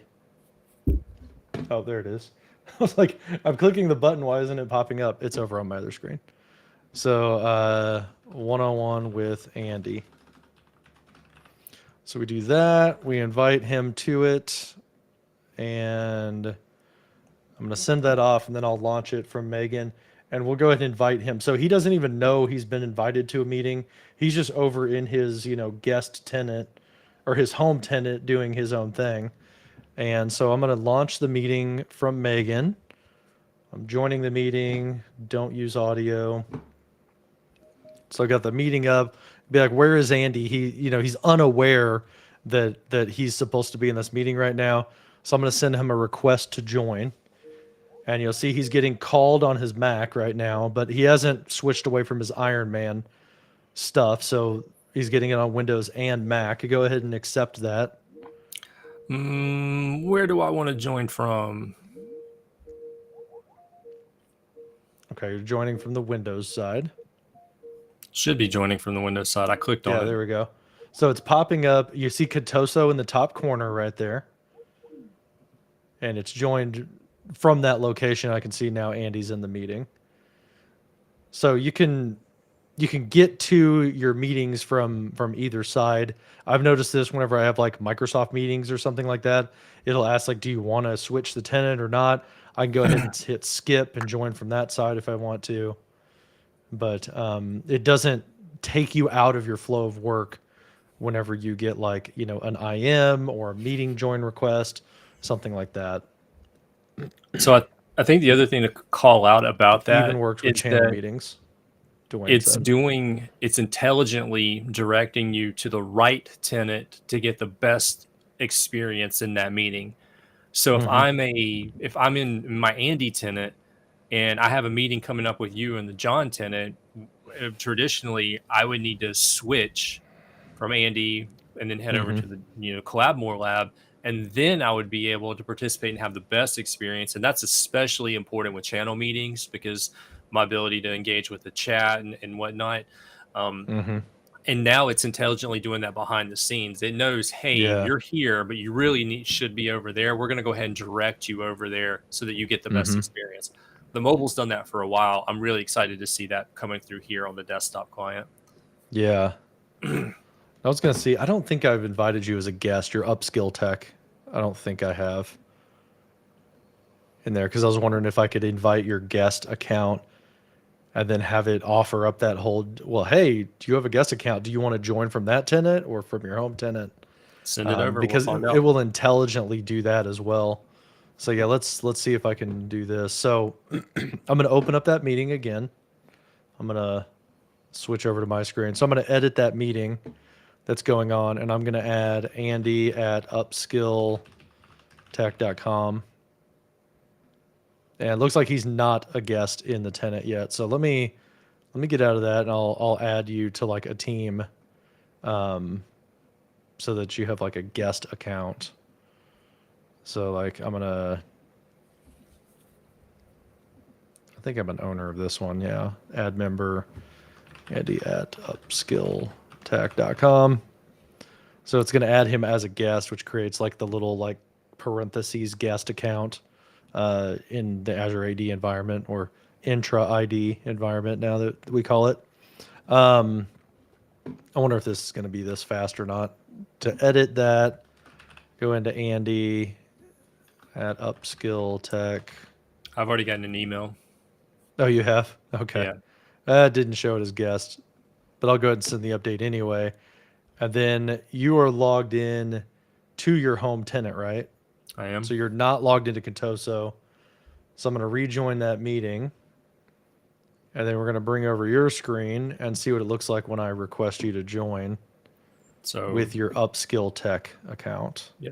So I've already got the Outlook reminder on my desktop, and I've got the Teams notification up here. Mm-hmm. So it says external next to me. And so I think you would accept that. I'm going to transfer to this device. And then I'm going to decline that guy over there. All right. So I'm in. Well, you're in as Collab More Lab. You're not in as Upskill Tech. Was that Collab More? Yeah. Yeah. No. Yeah, so you're in using Contoso. And I see your little like piranha plant on my side. Oh, because on my screen, this is my Andy at Upskill. I'll call you using that again. It doesn't help that I'm running two computers on the same computer. Yeah, I think it's ringing in the background on your Mac, isn't it? Or your PC. Yeah, accept it from that one. And you see that it shows William Honeycutt at the top up there. Yeah. You were able to join from that tenant. So I think we just got like all knotted up into a mess. Yeah, we tried to test that out. For the recording, and just so everyone's aware, I'm using a Mac, but I'm using Parallels and I'm running Windows in the Mac. So I'm two computers at the same time, and I have one more over here that I've got another guest on to send things over. So like I'm hearing things in three different places. So this is not the use case for everyone. I would log into one machine and be in that one place. Yeah, Daryl loves Parallels. I'm just using RDP for mine. I'm using another laptop. Windows is incredible. It's amazing. Yeah, it's nice. Okay, so you want to hop into this meeting in the interest of time and go through some of the meeting features in the new teams, like breakout rooms, polls, avatars, the all-important one that Spencer mentioned at the beginning, Stream Deck support, stuff like that. Let me go ahead and join that meeting. All right, so we're in here together now. There we go. Okay, so I think the first one is like adding applications to this and being able to like see if we can do like meeting polls and stuff like that. So I'm going to Mhm. do an app. We're going to add an application, and it's got polls right here. So we're going to add that app for us. Couldn't save your tab. So it looks like we're not able to add those applications, but I think has been identified as a gap, right? I could do like AI producer, and we'll see that it can't save the tab. Yeah, I'm getting the Okay, same so it's thing there. trying to on that one.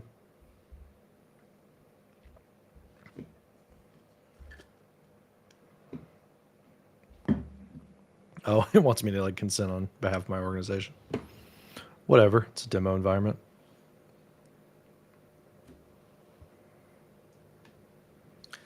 Something went wrong.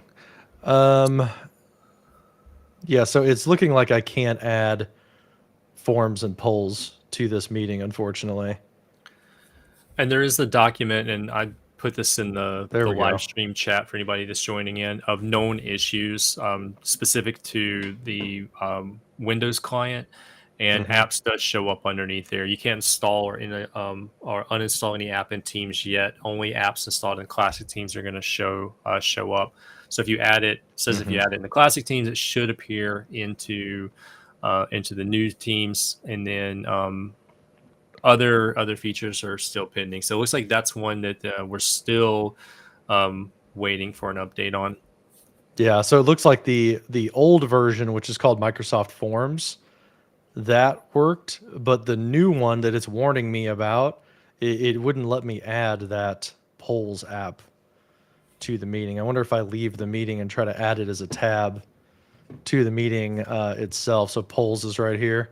I'm going to remove that, and then I'm going to add it back in using the actual polls name. It's saying it can't do it for some reason. Let's try it from Windows and see if there's any difference there. So edit. We got the tab for polls. Yeah, it's airing out on there, but I can add the old one. For breakout rooms, this was interesting is I was the organizer, but I didn't have the rooms icon, but I have a tab for rooms. So it's saying, hey, you need to join the meeting in order to manage your rooms. We go here, we join now. We've got an icon for rooms up here in the top corner. Let's see if that opens up. So it did open up the application. I can create a couple of different rooms, automatically assign people, and it looks like that application's working. There we go. So I can go ahead and auto assign all these people. I can open the rooms, and it would yank Andy out of this meeting into the breakout room. So you'll see he's moving. So he's probably getting like a countdown timer on his side Yep. that tells him, yeah, in 10 seconds, it's going to pop you out. So he's getting moved over to the breakout room. See, I'm by myself again. I see that Andy is in that breakout room. If I close it, or let's try sending an announcement. Testing 1, 2, 3. We send that in, and yes, it did send a message to that breakout room. And then we're going to close the room. It should kick Andy out of the room and bring him back in with Megan. So here in 4 or 5 seconds, it should show Megan's picture again because he's brought back into the central meeting. There we go. So room management, breakout rooms, that stuff seems to work just fine in the new teams. So that's good. I'll mark that on the list that we've got, the Microsoft list. So I've been going through and updating these things on the list, like pop-out chats. Yes, that works on Windows. It works on Mac. The fun stuff, the org chart and the people card, that works in both platforms. The breakout rooms, I think we can say that works confidently. What do you think about polls, Andy? Should we mark that as a no since it wasn't the new meeting polls Yeah, the functionality? new meeting pulse is the one that I'm looking for. So yeah. Yeah, I think it didn't work for us. What about NDI streaming, camera effects, and avatars? So the camera effects, we could probably show that fairly quickly in here. So I'm on my Mac. I'm going to go ahead and join that call from my Mac so I can use this camera here. So I'm going to transfer the call to this device, and we'll see right here that I'm going to turn on my camera. There's my camera. I'm going to do effects and avatars. So I can change the background. I can add a front filter onto it here. So it's going to add a custom filters application. And now I've got that thing going. I also can adjust brightness. So you see how I got a little bit brighter, and I can make myself soft focus. So it's looking like all of those camera effects do work. There we go. And there's Andy with all of his fancy stuff as well. So I think we can say that camera effects work, right? It was. I'm on the Windows side. Were you on the Mac side? I was on the Mac side, yes. Okay. Yep. So yeah, that checks both of them off. Okay, cool. And it's not only backgrounds, it's also those animations on the foreground, soft focus, the augmented lighting effects, that type of thing. What do you think? You want to do NDI first or avatars first? Let's do avatars. Okay, let's check out avatars. So we are in this meeting right now, and I have not created an avatar yet. So if I go down to effects and avatars, click on avatars, I haven't created one yet. So I'm going to go ahead and create an avatar in this meeting. And I'm on a Mac right now. Andy's probably doing it over on his side. Oh, there we go. There's the avatar thing. So we're going to make that a little bit bigger so you guys can see what I'm doing. And there we go. So let's find a guy with a beard. There we go. He's looking pretty woodsy today. So I can go through here. I can, change like skin tones, things like that. I can change the hairstyle, the color. I'm going to go ahead and change my facial hair. Not quite as long, make it a little bit lighter color like that, and do some stuff. I'm going to do the wardrobe and show that one of my favorite things now is the Clippy t-shirt. So I can do that now and change the color. So we're going to save that. Then I guess I can just close out of that. Now I have an avatar. I'm going to change over to my avatar. There we go. And if I wave, it does the animation. I can change the background of my avatar, do all of that. So looks good. Chef's kiss, avatars work. All right. Were you able to do that on your side? Interestingly enough, I'm on the Windows side of the house, and like I was in the meeting a moment ago. There was Andy with the background, the animated background or whatever. When I was doing some testing last night, I was able to create an avatar on the Mac side, which is really, really cool. Built it out, and like I'll show you. So you're seeing what I'm seeing right now. Like I'm gonna go in, like just turn on the camera, so camera's on. But as you were building yours, I kept switching to like, so I'm gonna just apply this, so there's nothing there, and then I'm gonna go into my avatar. But what I'm getting at is my avatar crashed twice while it crashed the Teams client on the Windows side twice while you were building your avatar. Oh, really? Yeah. Oh, okay. Well, let's see if that does it to me on my Windows device, because maybe it's a Parallels thing. Yeah.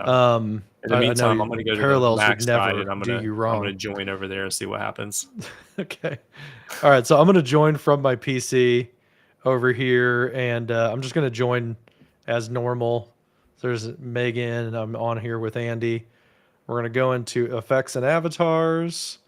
You'll see, so there's Andy from his Mac computer. I see his avatar. I'm going to select my avatar I built on my Mac. I'm going to change the background, and we're going to apply it.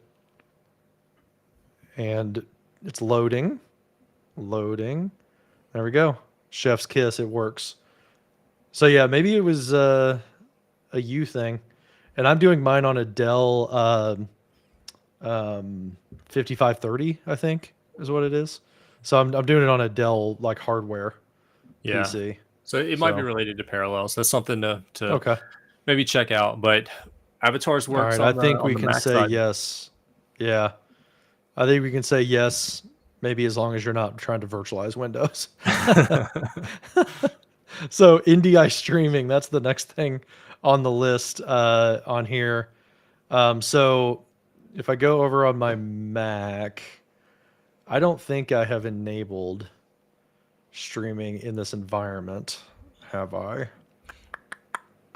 Um, I do certain things.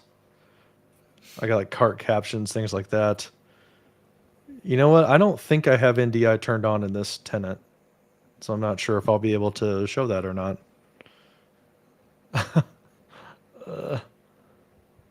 Am I missing something? I have music mode. Isn't it a setting inside of here? It's been a while since I've done it. Oh, Dwayne says in the chat that there's hardware requirements for avatars. Maybe it's something with the CPU in your VM or something. 6 gigabytes and 2 cores. Maybe you were starving your thing for resources or something. Yeah, I'll look into that after this is over. I am using Parallels. I am using a Mac with the M1 Max chip, so I'll see what kind of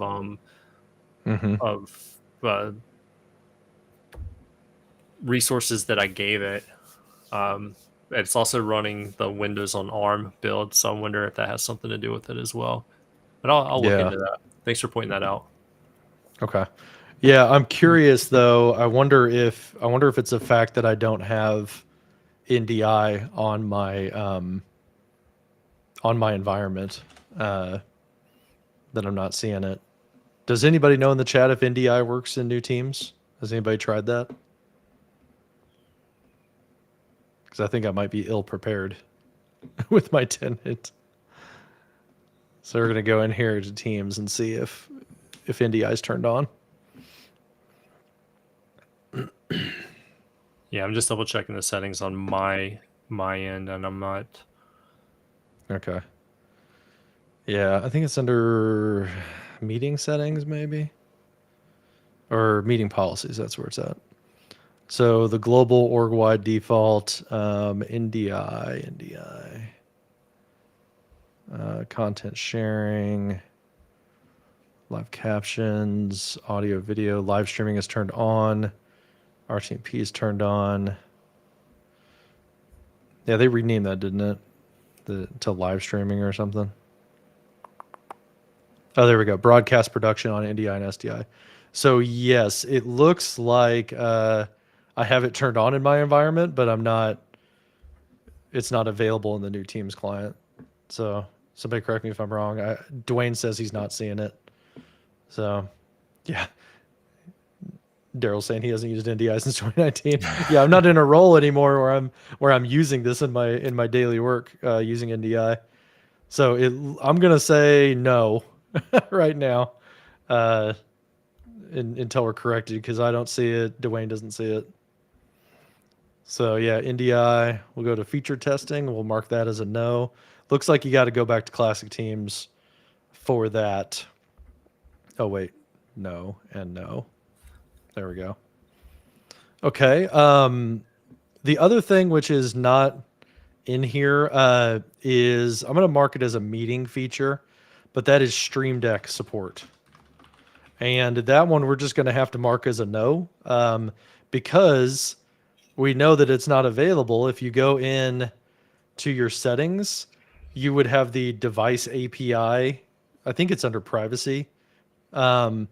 It's like down at the bottom in the classic teams, but that is not available yet. So that's my biggest sticking point with using the new teams.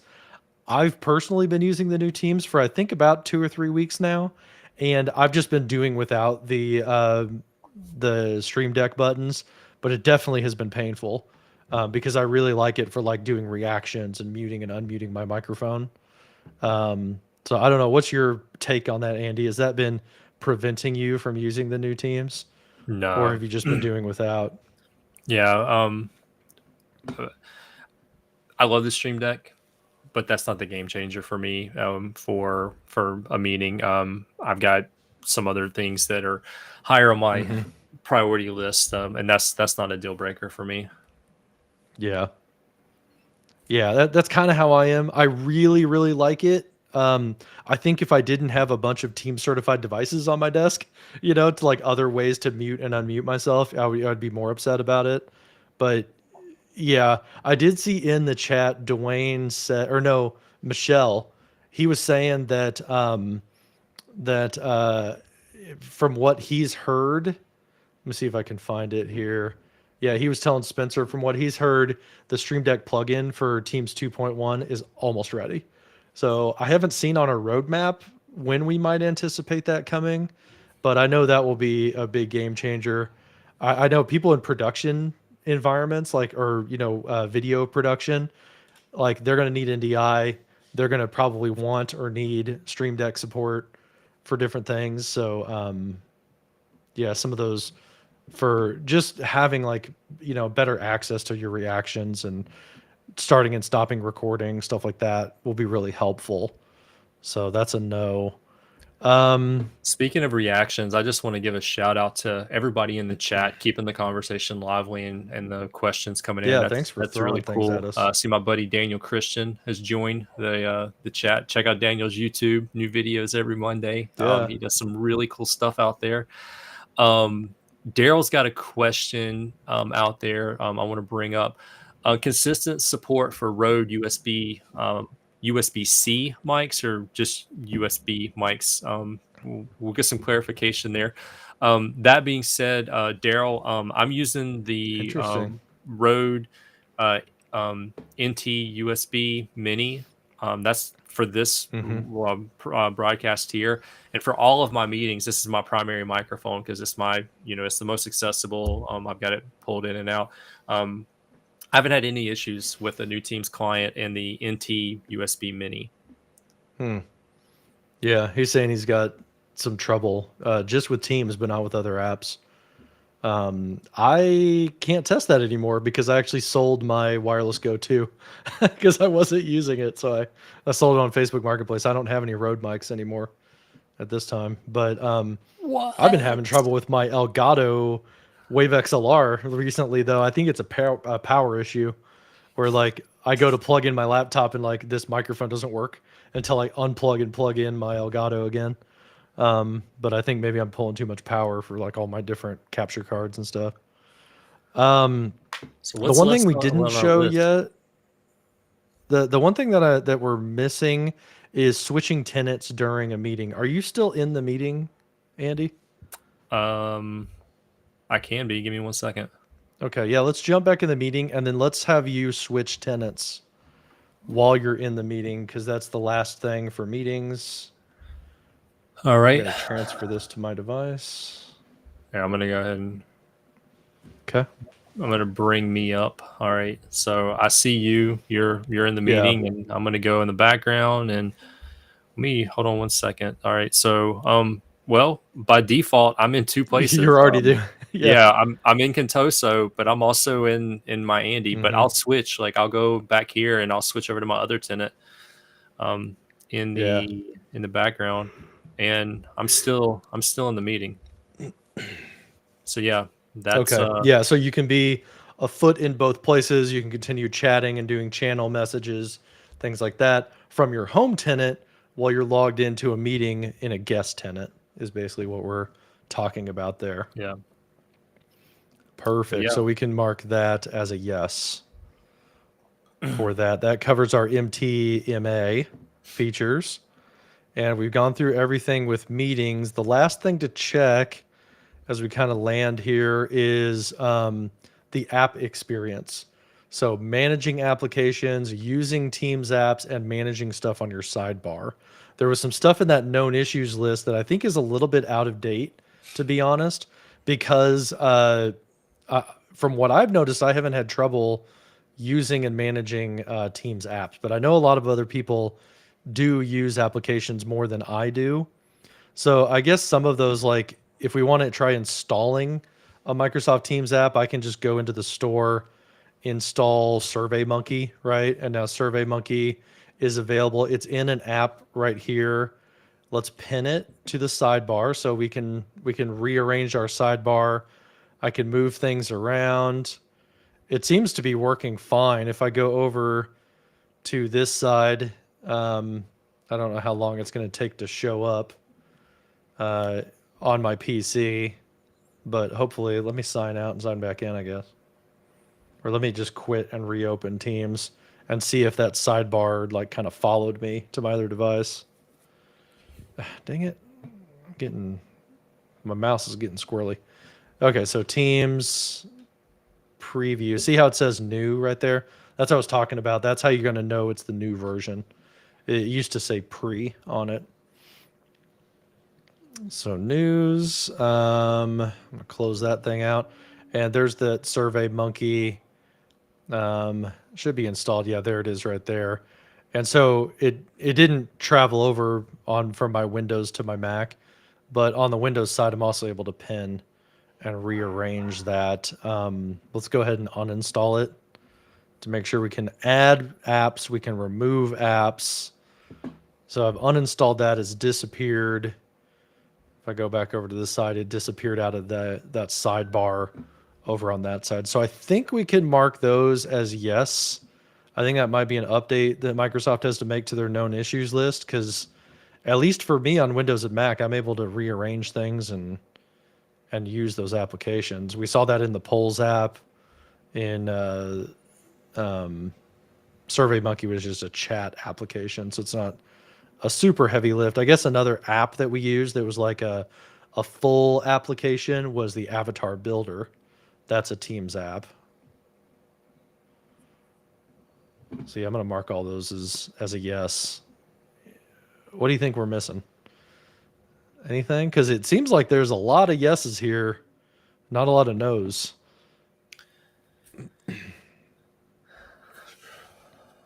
Just looking through it real quick. Mm-hmm.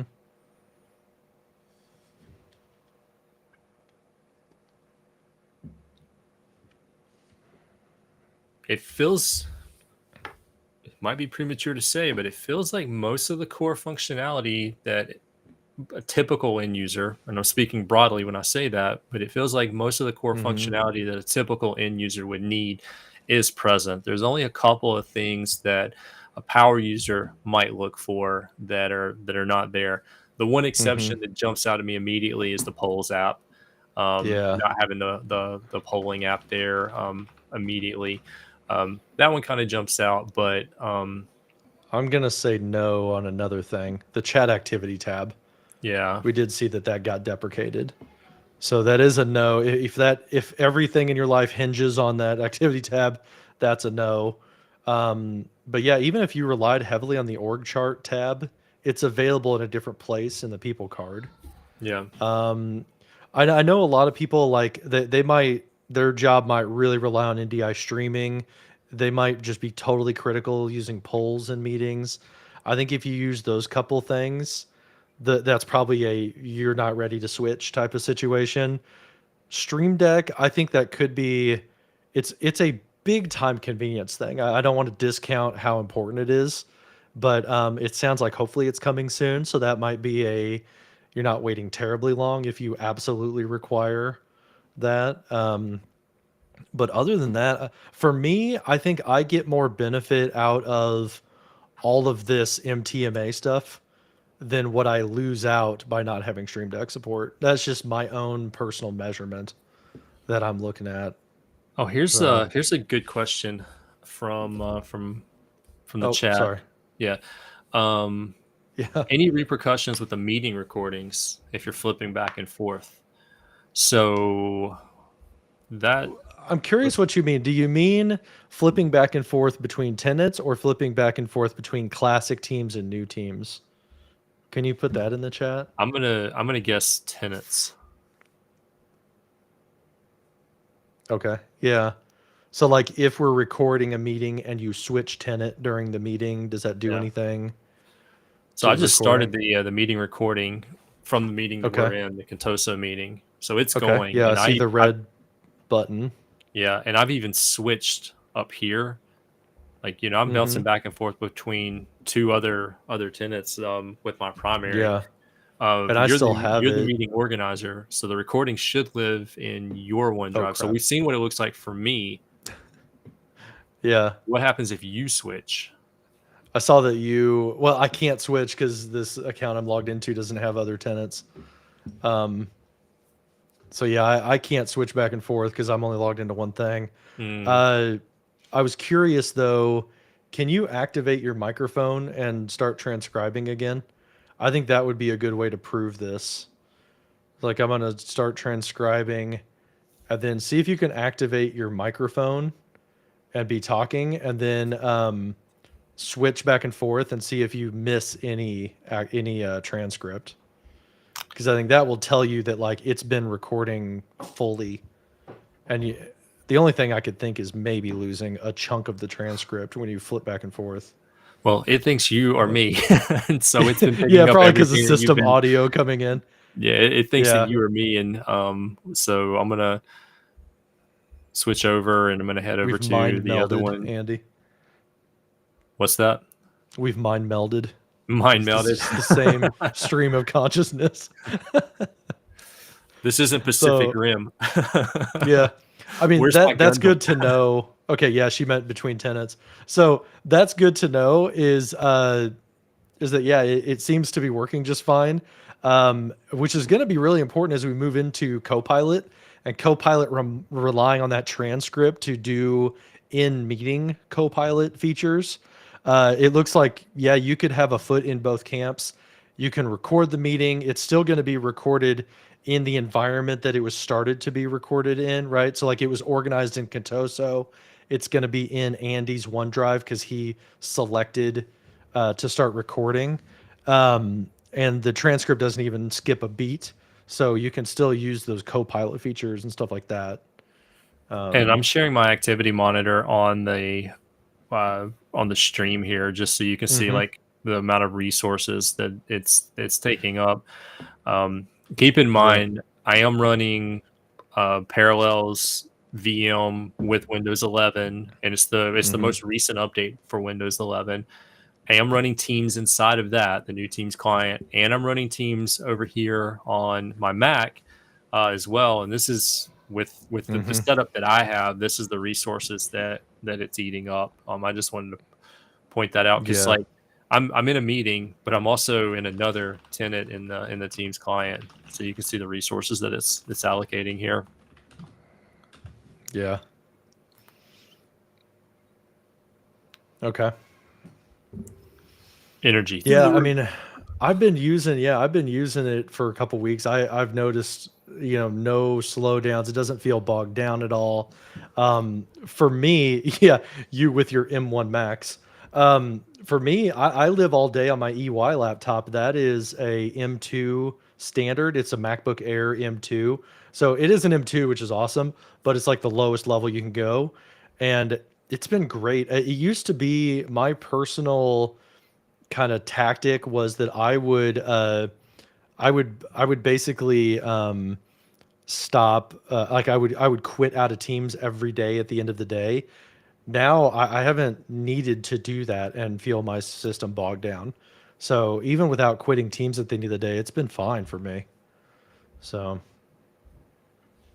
but yeah, I think that about does it. I think it kind of, to sum up what we've talked about, I think it really hinges on if you've got some of those feeding meeting features. If you're in video production, if you're a person who like organizes meetings, you're in like a service adoption type of role, so you're launching a lot of polls, things like that. You may need to switch back and forth. Again, that switch up at the top is so handy that you can flip back whenever you need to use meeting polls if it doesn't work for you in the future. Um, I I don't know. I feel a lot better personally about living all day and recommending that people live in the new teams than I did back in like June when we looked at this and there was a lot more gaps than there are today. Yeah, the only feedback that I would have is that I have the new Teams client for the Mac, and in one environment it doesn't want to run. It's telling me that there's an administrative policy that's preventing it, but we can't figure out what the policy is. So Yeah. that's the only thing that I've run into. I've used it on my outside of work life for things like my MVP contributions and some of the community things that I do, and it's been absolutely amazing. And the Hmm. two things that I want to bring up from the chat window that kind of reiterate the way that I feel and the experience that I've had with it. And I've used the Windows one since it went in preview, and the Mac one for about a Hmm. month now. To what Dwayne's saying here, the multi-tenant experience is worth it. I can give up polls to work with the multi-tenant experience. That's Hmm. the for me, that's huge. Yeah. And then Yeah, what to Daryl's echo what mentioned Daryl there, said, yeah, that is the biggest thing for me as a Mac user. I would never switch different tenants whenever I was in classic teams because it would screw up my keychain access. And yeah. I'd have to go and like delete a bunch of cache, credentials and stuff out of there. I definitely have not had to do that in the new teams environment. So for me, it's the difference between being able to run everything in like a single app every day versus having like two or three edge profiles open and all of the resources that that takes up on top of the kind of heavier classic teams that we had. So for me, I'm going to be sticking to new teams. I'm going to be very anxious for the Stream Deck plugin. That's the thing I want the most. But I don't have to juggle as much, so I think I'm a new teams diehard guy. So So cool. this one's been a fun one.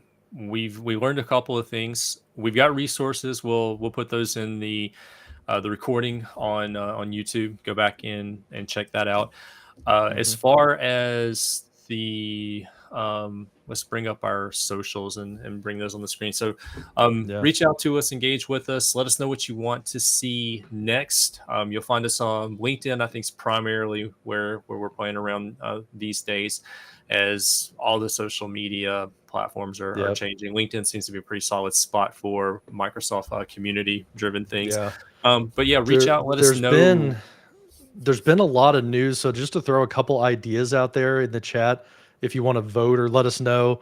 Like obviously Copilot is coming November 1st. That's going to be kind of hard to demo. Clipchamp just released to public preview. So let us know if you want to Just talk saw it about yesterday. Clipchamp. There's Town Hall got announced yesterday. I think that's releasing very, very soon. Microsoft Teams Town Um, Hall, the replacement for live yeah, events. Teams Town Hall for live events. So yeah, let us know. Like, would you like to see more about like AI type things and like prompt engineering, Copilot preparation, Clipchamp demo, or Town Hall? Maybe we'll kind of pick from the next of those. Yeah, that sounds good. So Yeah. cool. So engage with us on social. And with that, thanks for the awesome participation in the chat here. This one's been lively. Share the recording with your Hmm. friends. Tell them about it, and we will see you in the Yep. next 365 deep dive. Thanks, All everybody. right. Thanks, everybody. Have a great month. We'll see you next time.